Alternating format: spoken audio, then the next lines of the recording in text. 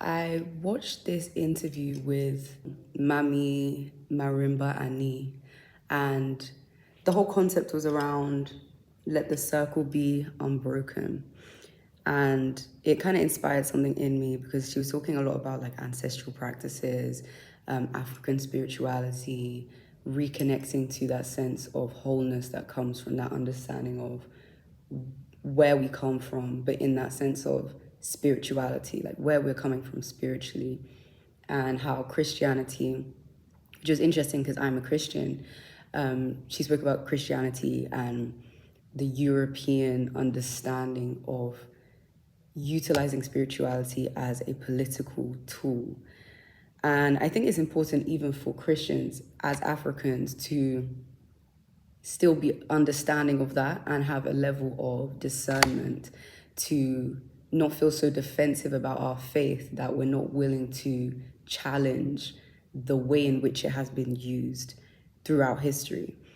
So I wrote something and I kind of just was looking at it. I have this notebook and it's basically all I've only just started it like end of last year, and it's only pink, like it's called the Pink Notes. Because I was watching a Pink Panther like episodes, that animated show from like time ago with my friend, and then shout out kids, miss you babe. And then I started like this film on the plane, and it was called the Pink. What was it called? The Pink something. It was so weird. But anyway, the word pink something just kept coming up. So I was like, I'm going to do a notebook called the Pink Notes. Anyway, the first thing I wrote in it was, let the circle be unbroken. So I wrote, I belong to a wider whole. My wholeness is the fullness of my ancestry, but it's also the wholeness of my inner being, of my heart. To embrace fluidity is to recognize that within my one heart lies the history of thousands of others, of their pains, their passions, their purposes, and thus, as countless breaths live within me, I defy definition. My state can never be stagnant. Though I evolve, I exist in a cyclical pattern of life and death, of rebirth and transformation. I am a circle within a circle, within a million circles. I am infinite and I am nothing. My circle spirals outwards, expanding, connecting to new spaces and new forms of being. Many run from this. They retreat inward. They cut loose the ties that pull them towards the whole from which they are birthed. They view the self as an independent state, unwilling to change, or rather to be moved. I draw my strength from the collective, from the spirit that is eternal that thrives through me. I refuse for the circle to be broken. I reclaim my oneness with love, and thus with all things created. I retain my wholeness. My desire to be seen is my desire to outpour the magnitude of what lies within me, aware I am a reflection of God, aware I am a representative of an entire lineage, rebirthed and re-expressed across generations. My wholeness is not mine alone. It draws out that same spirit from all that exists around me, all that I come into contact with. I am everything. Thus what I am, everything around me becomes. I choose love. I choose light. It is all I see, all I am, all that I believe in. So rereading that is interesting because I write in like an automatic writing type thing, especially in this notebook. It's very like thoughts come, I'm not even thinking, just write. So it's always interesting going back and seeing what I said, because I also think automatic writing as a concept is interesting to explore, to kind of tap into the unfiltered consciousness, like stream of consciousness type thing, where you're just hearing your own inner voice from a place of detachment, because you didn't intentionally write, you didn't intentionally create the thoughts that came. So there's an element of like a fluidity that comes from that, because you're just looking at your unfiltered thoughts, and you have this space for revelation, this space for a deeper sense of contemplation, because it's not me trying to think anything, it's not me trying to say anything. I'm genuinely allowing something to pull outwards. So in that sense, you become a vessel for your consciousness, that place where thought, feeling, it's all raw, unfiltered, flowing. And I always feel that in that space, it's almost like the gift of tongues. Like you're speaking a language that you don't necessarily understand, you don't necessarily consciously create, or you're not necessarily fluent in. It's just something that has poured out of you in that moment, spontaneously. So with regard to what I was talking about, being part of a circle and a wider whole, I think in talking about, embracing fluidity, it's impossible to be fluid if you believe that you are one thing. It kind of detaches you from everything around you. And I was having a conversation about objects with my friend Ginny, and we were talking about how a part of you lives on, and not just a part of you actually, but you become the things that you make contact with. Because this pen is just a pen. But I take this pen and I write with this pen, and I've written my thoughts with this pen.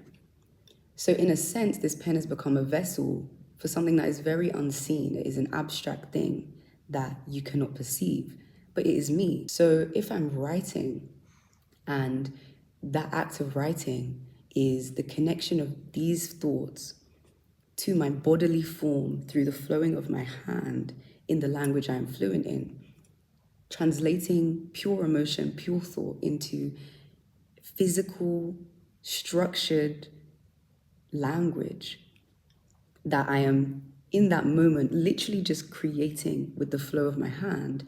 The flow of my thoughts in the flow of my hand becomes the flow of the pen. The flow of the pen becomes the writing on the page, and that becomes the thought. So if I'm no longer here and I've passed on, you would come back and you would read this, and that is me in that moment. It is a moment in time. But that moment was not just a thing that happened, it was a person. That moment was me, because that is my voice, my inner voice being translated to the page. So in a sense, I could be gone and you could come back and you could read this, and it becomes me because you are reading me in the present that I was. So thinking about life in that way, or thinking about us being connected to everything we make contact with and that we haven't even made contact with in that way, where there is also a level of unseen connections that take place. So the pen to the paper is a very tactile thing. It's very visible. There are these unseen threads that are woven between us and the environment around us. A lot of how we feel, we would not know, is being influenced by the frequencies of what are around us. That's why atmosphere is a thing. And atmosphere becomes very apparent when you create intentional spaces. Because when you now create a room and it's a blank canvas, and then you put a plant in it, the plant has changed the atmosphere of that room. You put a painting in it, the painting has changed the atmosphere of that room. You put an object that is associated with a certain thing, like a bed, and that bed now makes you feel comfort because you associate the bed with sleep. That when someone walks into that room, the atmosphere you've created is something that they would feel, and that atmosphere would affect the mood, the vibe, the energy that they now have within that space.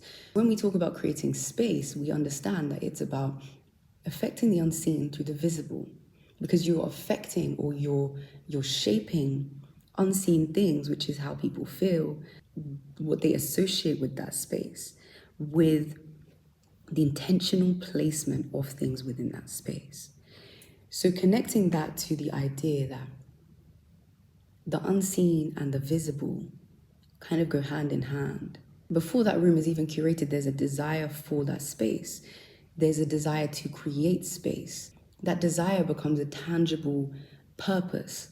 And within that purpose, there is an atmosphere. So when I now think of circles within circles and lives within lives, I think of it in that same way, because the room I'm in here, it is a creation. The same way I am a creation. But that creation came from a desire.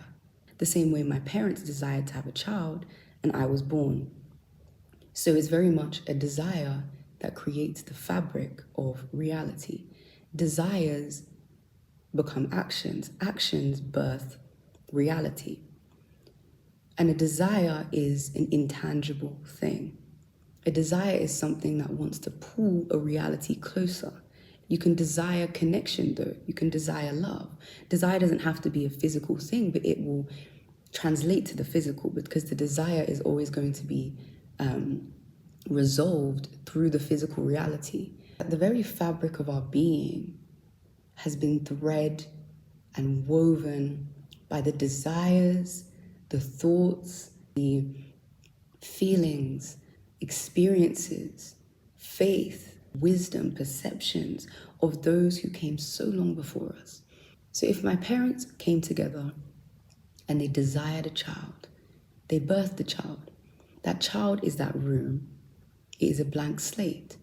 Now they begin to place things within that room into the child's life and around the child that become the fabric of that child. Because the experiences you have when you're young, the spaces you reside in, they are translated into the very fiber of your being. They shape who you become. And I understand that the building and the architecture of me has come from a place of someone else's desires. However, I decide how I connect to those things. I decide how I use those things to shape my own atmosphere. Over time, the place evolves for my purpose.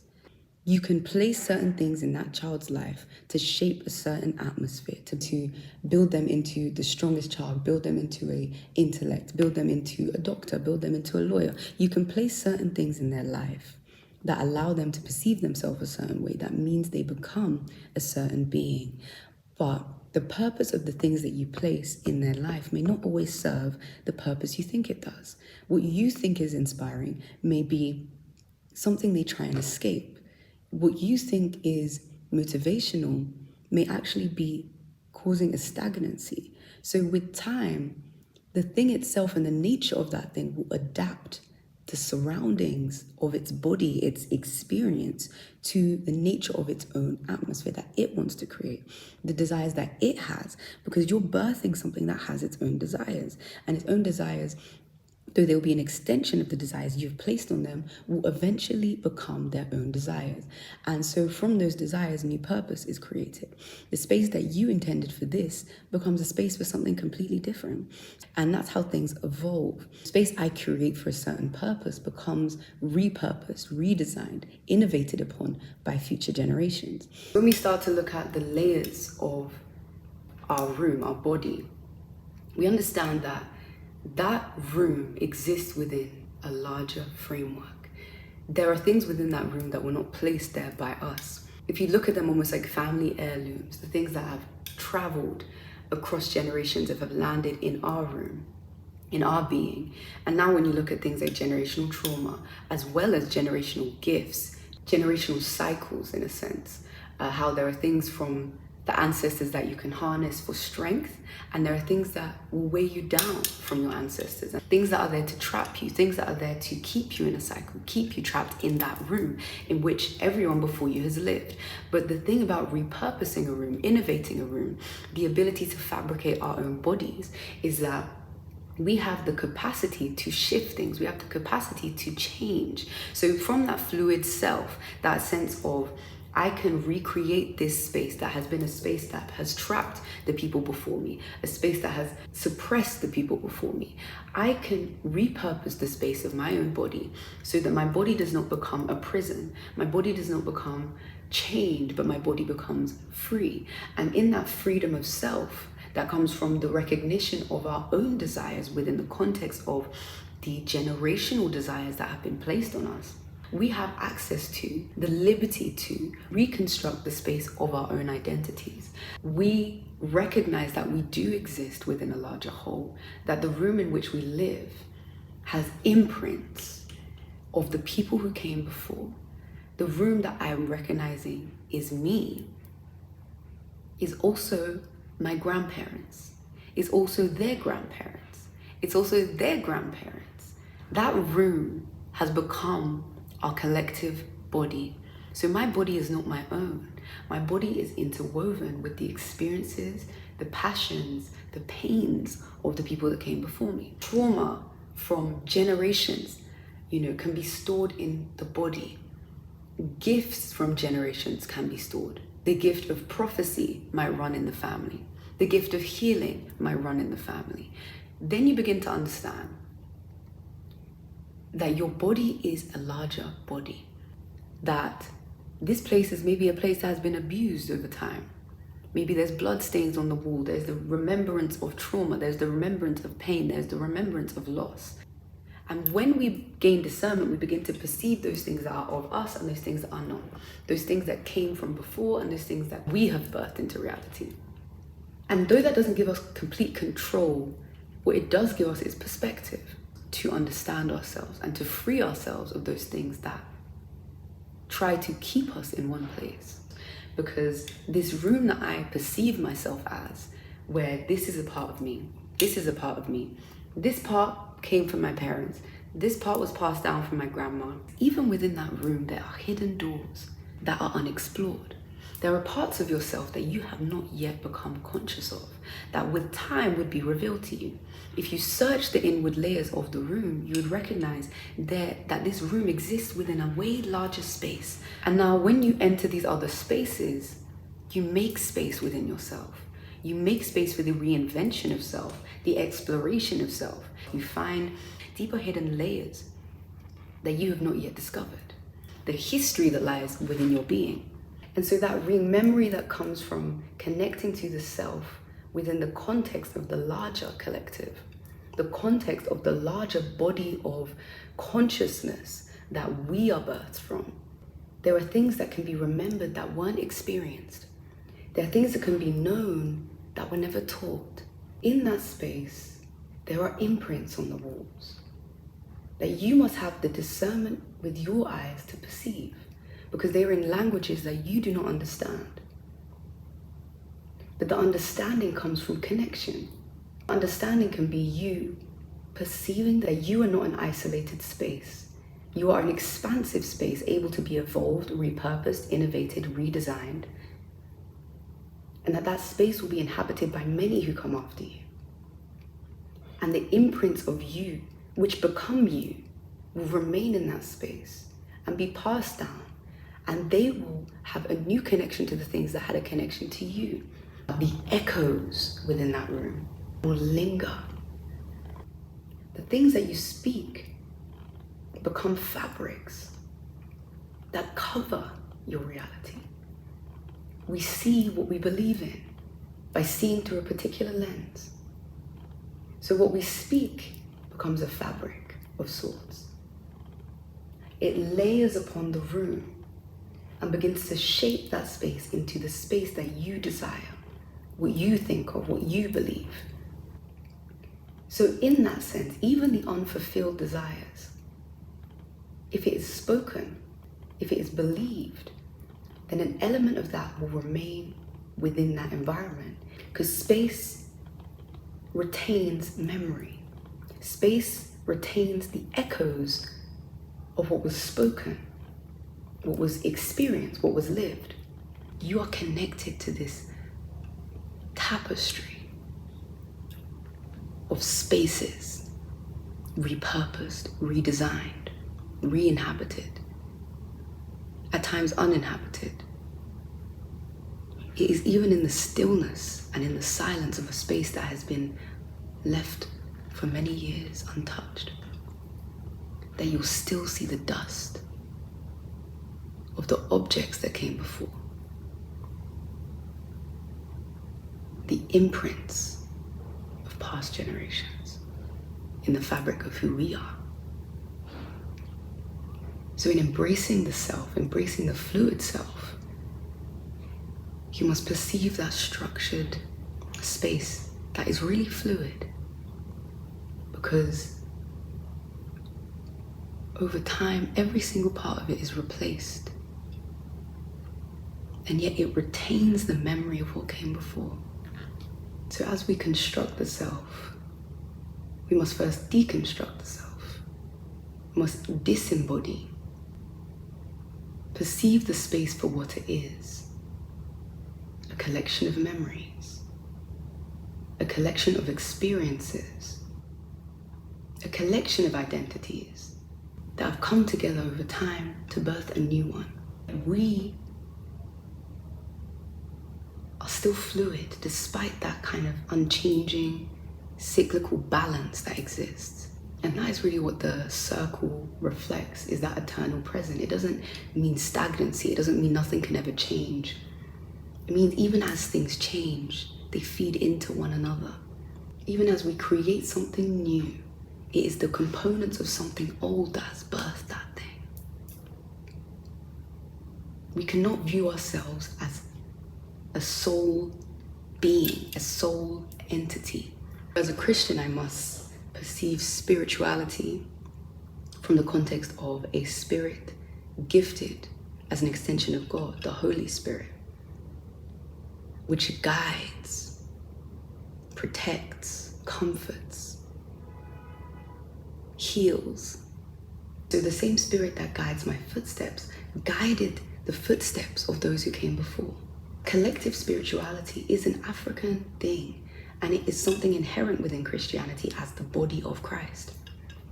A body that must understand it is a shared space, moving as one, even with its constituent parts individually expressing. Colonial manipulation of Christianity would have us perceive space as something to be owned, space as something to be dominated, assigned a value which can be exchanged for the progression of self, the glorification of self. The truth of Christian spirituality, or spirituality in general, African spirituality too, is space is a shared concept. Space is a shared fabric. It is like spirit. We all draw from the same source. Space is not something to be consumed or dominated. Space is something to be created, to be expanded upon. There is no I that creates a hierarchy above the we, for the I is the we, the I and I. There is no distinction between self and space, between self and other, because we are all to be guided by the same spirit that exists eternally across generations. We all have access to that same source of power, that same source of discernment, that same source of guidance, that same source of healing. And African spirituality has this understanding of nature and the space of nature as something in which spiritual entities control, spiritual entities shape and influence. And connection to nature cannot be distinct from those spiritual entities. Nature is just the visible expression of those things that are inherently spiritual. Space is something unseen and yet felt. Atmosphere is something felt within a space. Helps us recognize and reconnect to that essence of space being a place for spirit, the fabric of spirit, to be externalized and become visible. I am the visible manifestation of the space, the atmosphere of my ancestors.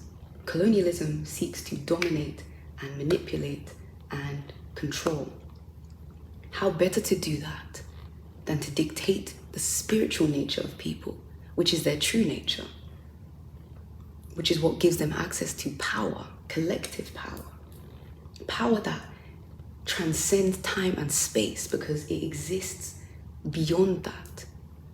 It is the same power that my ancestors accessed. It is the same power that I access. It's the same power that my children will access. It is not a human-made construct. It is a spiritual fabric that gives life meaning. How better to dominate than to crush our understanding of identity?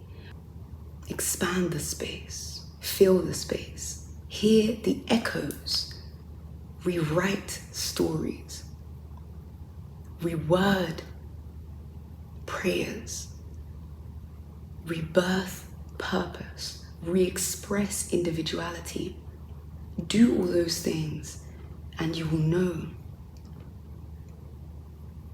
that even in those acts of self,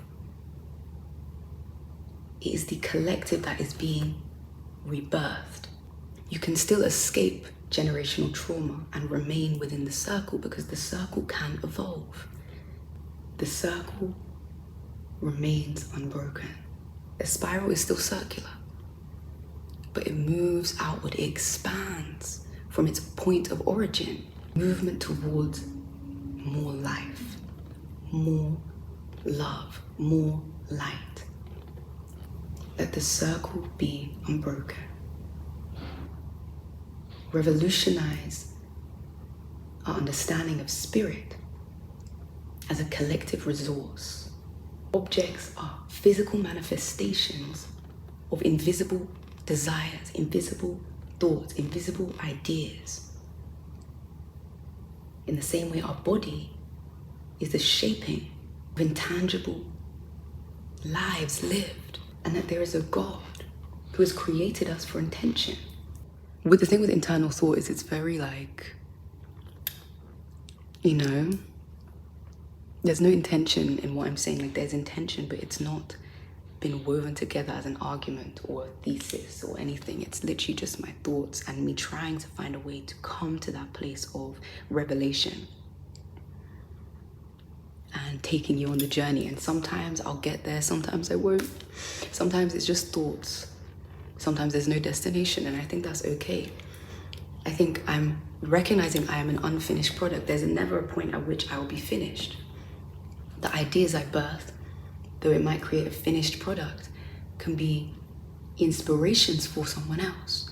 They can be a dialogue with someone else, internally or externally. They might express that idea, or they might keep it and cultivate it into a new mentality.